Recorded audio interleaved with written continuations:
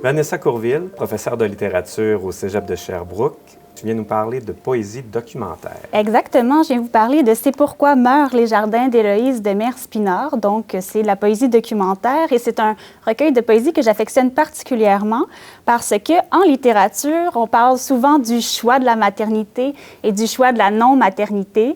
Mais on parle rarement d'un sujet qui se glisse dans l'angle mort, que la poète elle-même, à l'intérieur du livre de poésie, appelle un tabou arraché au ventre, qui est le non-choix, en fait, lié à l'infertilité.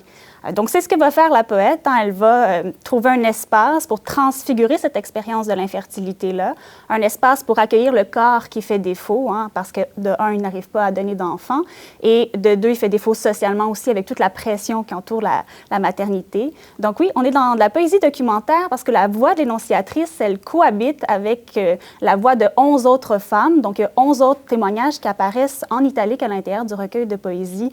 C'est pourquoi meurent les jardins. Donc, c'est très bien écrit, très émouvant aussi. Et j'ajouterais nécessaire, parce qu'en fait, on avait hâte de voir ce sujet-là arriver sur l'espace public, ou du moins de voir les discours se multiplier à ce sujet-là. Et donc, pour sortir de la solitude. Et est-ce que l'énonciatrice sort de la solitude et de la souffrance?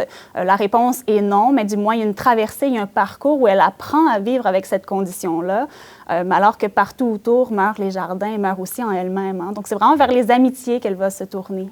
D'accord. Est-ce qu'on peut en entendre? Oui, certainement. Je me délaisse de mon propre mépris. J'espère transformer la fatalité en choix. J'espère me regarder pour une première fois, sans honte.